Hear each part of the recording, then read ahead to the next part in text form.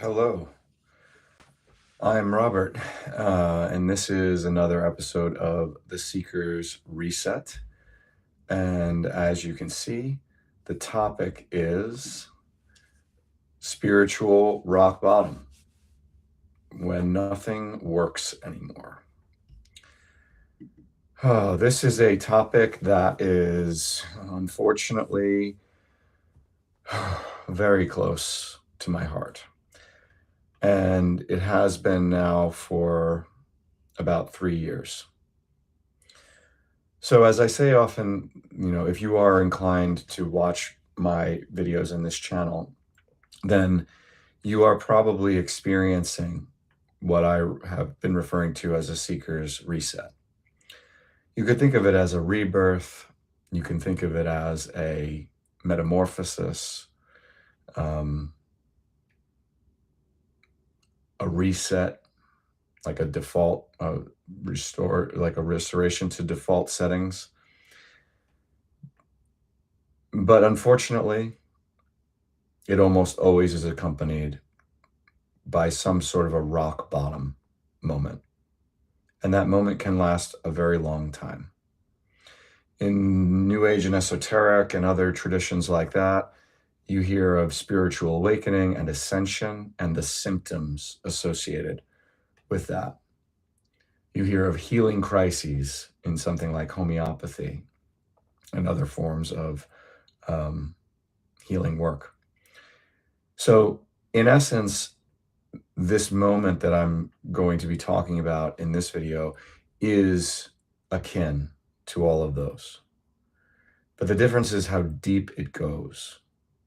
Okay. You could also think of it as a dark night of the soul. The difference is how deep it goes, and that there is potentially no end to it. And yet we have, from what I understand, control, not over every aspect of it, but we have more control than we realize over how we experience this kind of reset. Excuse me one moment. I'm going to close the blinds here.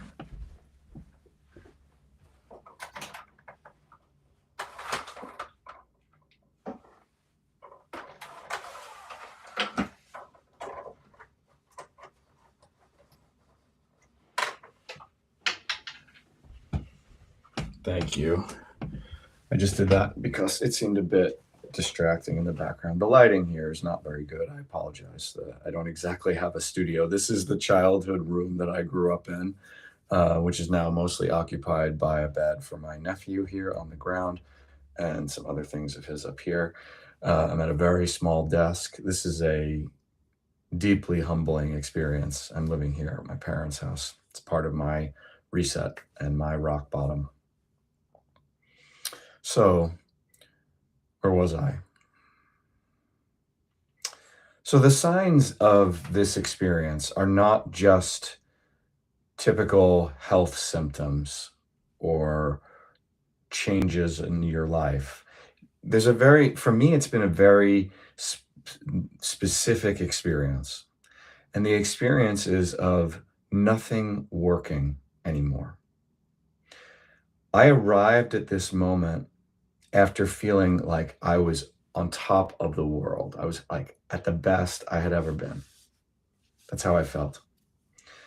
And it seemed like all the signs and symbols and signals of life were just like pointing towards the destiny that I believed I had. And that led me into a relationship with the woman with whom the term Seeker's Reset was coined. And when that relationship deteriorated, basically it just started ripping open the lies in my life, the lies I believed about myself. In Divine Truth, one of the terms that's used very often is facade. And I reference Divine Truth in almost every video. You can see links to that in the description. It is the framework upon which that I connect pretty much everything to. and that I encourage you to review.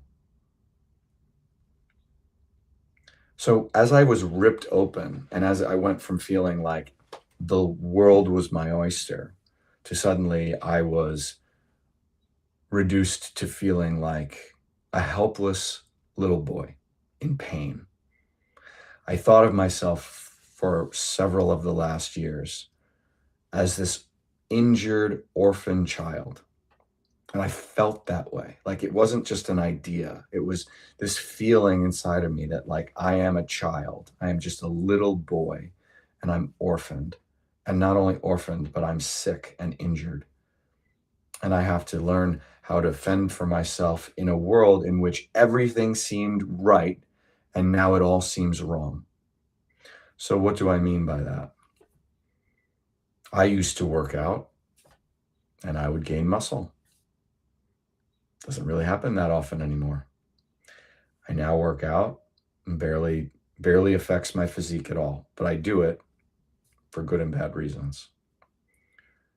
I used to gain weight when I ate more.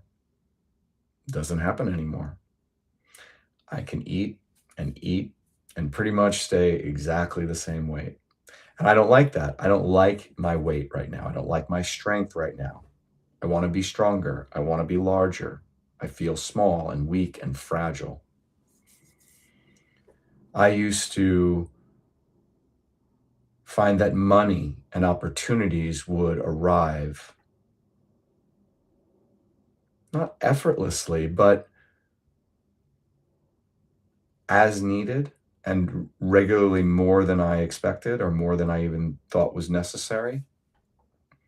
Not my life has not been without challenge. My life has been miserable on so many levels, but money somehow used to come and opportunities.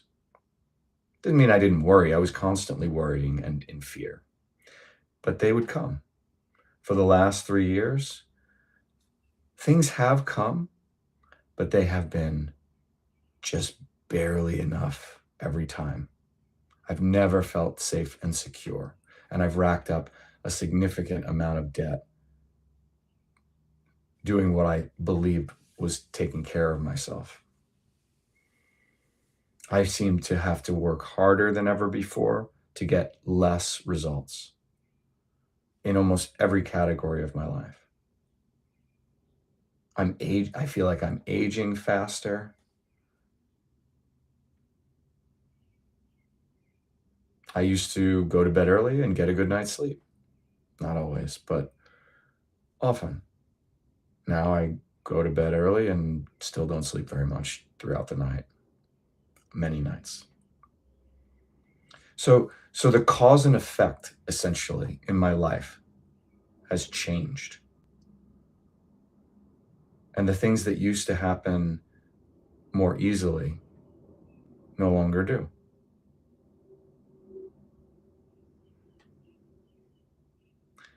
So this is a large part of what I'm describing as the moment of rock bottom, when the things that used to work no longer work. Could also be applied to how the world is operating. Like I used to have a sense of things in the world. It feels like now my sense of the world is not as precise or accurate as it once was. It's like things have changed. Like something in the mainframe, in the source code of life for me has changed.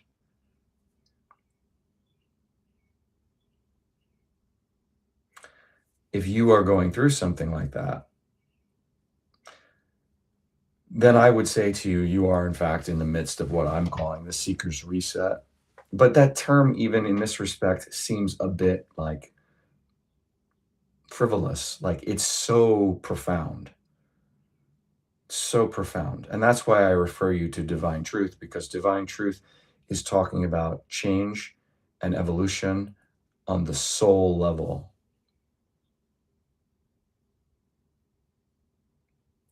And it's serious business.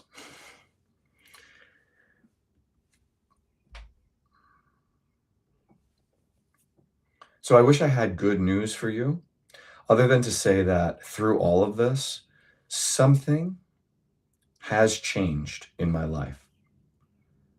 It's just not producing the effects that I'm used to it producing. I'm used to, and it's also not, unfortunately, yet making me very happy. I'm still in massive amounts of pain and suffering. Now, divine truth would say that the reason for that is because I'm denying emotions, because I'm not feeling my emotions. And I think there is definitely truth to that. If not, that may be the entire truth.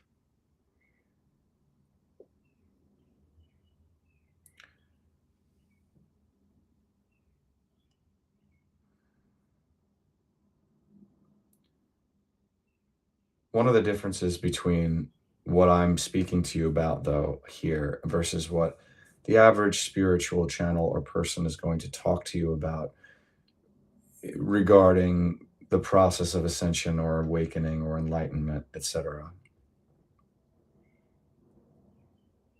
is that there is a time when this process, if it really is a soul-based process, the material effects may take time. And it's not the same as learning how to manifest.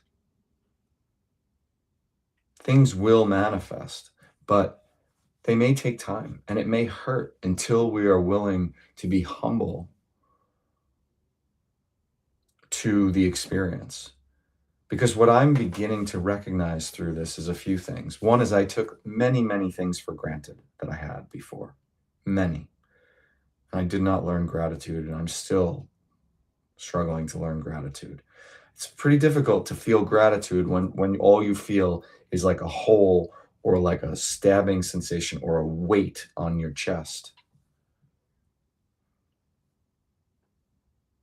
Or you feel like you're being stabbed right in the abdomen. But yet I'm aware now that I took many things for granted before that now are not happening like they used to happen.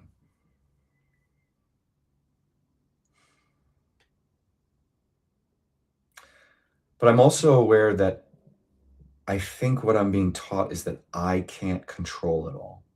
I can't do everything. I have to learn how to surrender more. And I don't know exactly how to do that yet.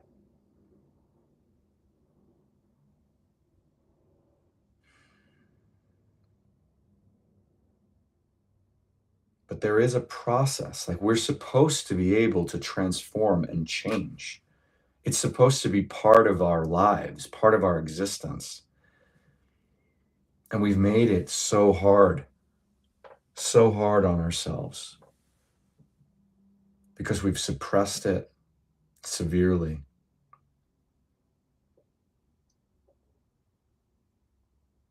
But it's spring here. I look outside, and from one day to the next, things are growing, like just growing, just happening. It's like this beautiful experience of watching plants just like from a little sprout in the ground, and then within a week, full blossom. We are also that way, but we suppress it. So when things don't work, when nothing is working, doesn't mean don't do anything. I'm not suggesting that. If anything, I'm working harder at a lot of things, especially trying to find work and making money. But when it comes to this inner process of transforming and this realignment with reality, some of that is not within our control. We simply have to surrender. And if you follow divine truth, you learn that the process of surrender is largely a process of feeling and releasing emotions. For me, I've been stuck for a long time now on anger and rage primarily. But it has helped to feel and release that. It has helped. It has by no means cured me, but it has helped. But as we go through this, it's like we're settling in. We're like being stripped of all of these things that we think make us us, being stripped of all of these notions of what reality is about, even though in the past they seemed to work. There are reasons for that, which I won't go into now. There could be reasons for that. And stripped down and down more and more. Letting go of constructs, false and limiting beliefs, patterns of behavior, patterns of addiction. And we have to sort of like settle softly as we can into a new reality, into a new relationship with truth, a new reality that exists beyond and beneath the things that were not real before, even if they worked on a material level, but they were not real on a soul level. They were not true with a capital T. They were true in a context, and that context is not a context that honors who we really are and why we were created. It doesn't honor our souls. So if you search yourself, I believe you will find that the things that aren't working at the end of the day, they also are not serving your soul.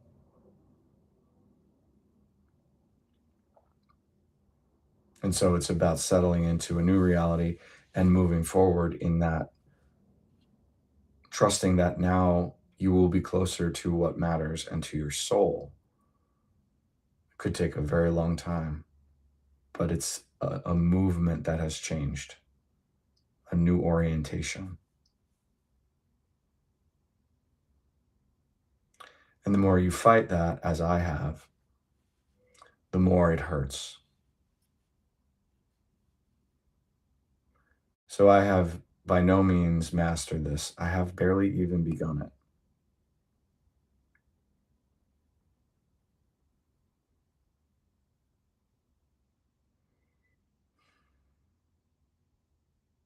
Settling into a new reality. Last night I didn't sleep more than an hour or two, and it was a very painful night. And today I'm just telling myself all day, like, I have to settle. I have to settle in to feel what's there, the pains all over my body, and the denial of the emotions, the grief, the anger, the fear. Settle in. And I'm praying that the more that I settle in, the more I will be held by God and by benevolent spirits. Even though I don't have a very concrete relationship with these things.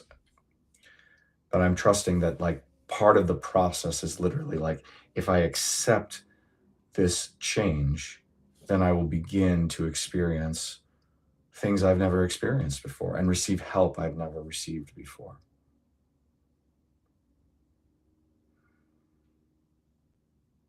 So I feel like somebody has said this somewhere, but when things stop working, very often it's a sign that your life is moving towards what it's intended to be.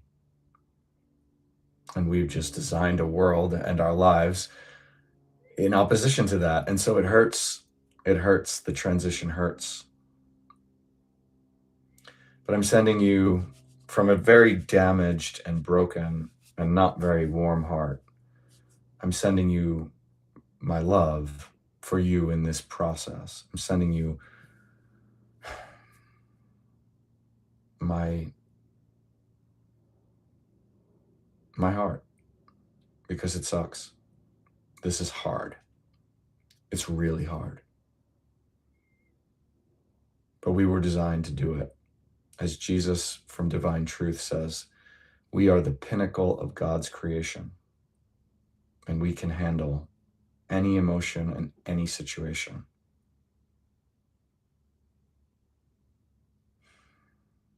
So settle into the new reality. Feel.